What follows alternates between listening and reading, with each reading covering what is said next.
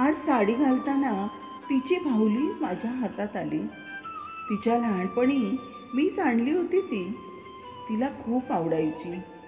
पण ती बाहुलीबरोबर थोडा वेळ खेळली की मग परत ती तशीच कपाटात ठेवून द्यायची.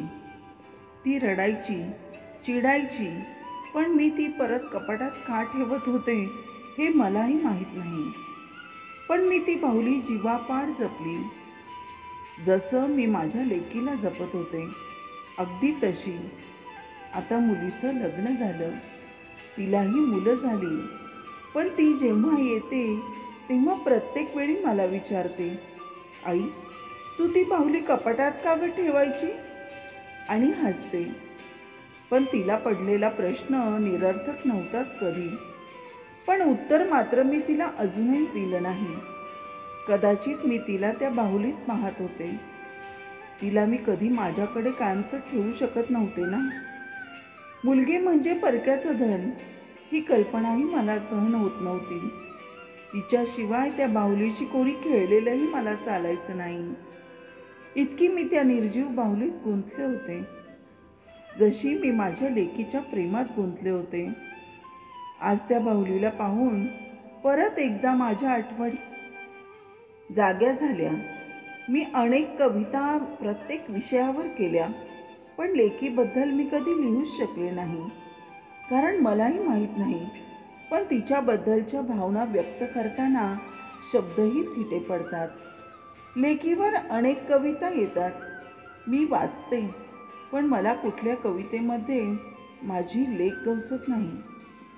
लेक अशीच असते, अवर्णनीय. मी पाणावलेल्या डोळ्यांच्या कडा पुसल्या आणि ही कविता लिहिली.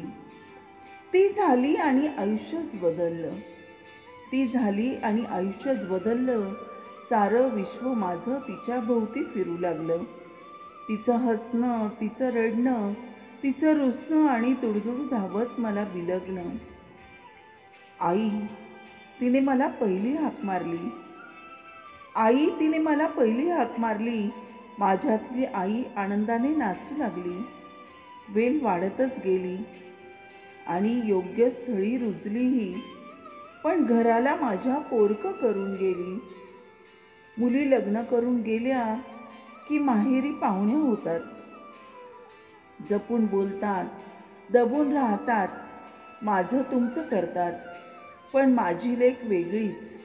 हक्कानं चिडणारी, प्रेमानं समजावणारी, आमची काळजी वाहणारी, आमच्या डोळ्यातले भाव टिपणारी. विशाल मेरूही फिका पडेल अशा हृदयाची स्वामिनी माझी लेक. विशाल मेरूही फिका पडेल अशा हृदयाची स्वामिनी माझी लेक. साऱ्या घरातल्यांची लाडकी, आमच्या दोघांची एकुलती एक, ती माझी लेक. तिच्या आठवणीसाठी ती निर्जीव बाहुली मी ठेवली असं नाही. माझी लेक सतत माझ्या हृदयात, मनात, आयुष्यात आहे. पण ती बाहुली तिची म्हणून अजूनही ठेवली आहे जपून. परकी म्हणून दूर नका करू तिला, परकी म्हणून दूर नका करू तिला. धावत आधी तीच येईल मदतीला. लेक आईबाबांची इतकी अटॅच का असते माहीत नाही, पण ती आईबाबांच्या डोळ्यातलं पाणी नाही बघू शकत. ती दूर असते म्हणून असेल कदाचित, पण आईबाबांची ती लाडकी असते. पण आईबाबांची ती लाडकी असते. धन्यवाद.